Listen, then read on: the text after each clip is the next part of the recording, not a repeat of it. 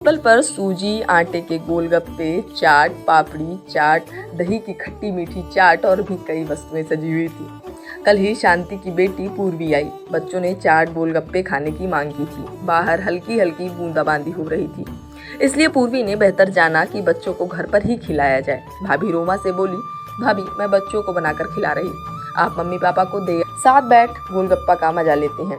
दो बार बोलने के बाद भी भाभी ने माँ बाबा को देने की कोई रुचि नहीं दिखाई। शांता जानती थी रोमा गोलगप्पे चाट देने से तो रही, क्योंकि पूर्वी आने से 2 दिन पूर्व रात में सास ससुर को सुबह की बासी रोटी परोसा था उसने। ताजी और बासी रोटी का फर्क शांता और पति शंकर जी समझते ही थे। पूछ लिया शंकर जी ने, बस नाराज हो गई।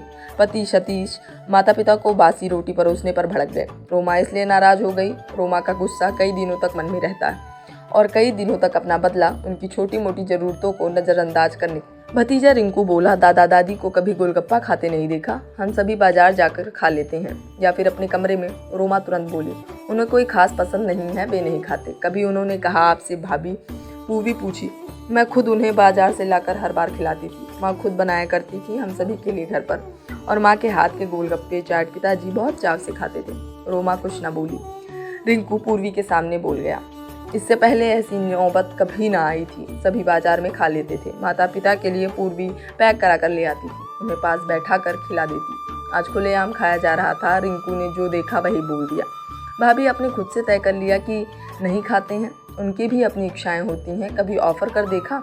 बच्चे और बूढ़े समान होते हैं, उनमें भी खाने की उतनी ही ललक होती है जितना एक बच्चे में। फ़र्क है कि बुजुर्गों में पाचन शक्ति कम होती है, स्वास्थ्य बिगड़ने का डर रहता है, लेकिन स्वाद परिवर्तन और आत्मा की शांति के लिए थोड़ा बहुत खिलाया जा सकता है, हमेशा मन मार कर नहीं।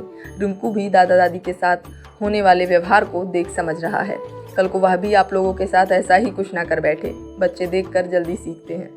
माँ बाबा ने अपनी उम्र के हिसाब से खुद ही अपने खान पान पर रोक लगा दी है, इसी में उनकी भलाई भी है।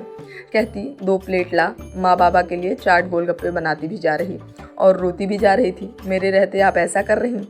मेरे ना रहने पर माँ बीच में बोली, अब कुछ ना बोल, भाभी को देख, उसकी आंखें भी नम हो गई। रोमा पूर्वी और सास से माफ़ी मांगी। अगर उसकी भाभी उसकी माँ के साथ ऐसा करती तो उसे कैसा लगता? साथ ही उसे अपनी बेटी रिंकू के सामने भी एक उदाहरण पेश करना था।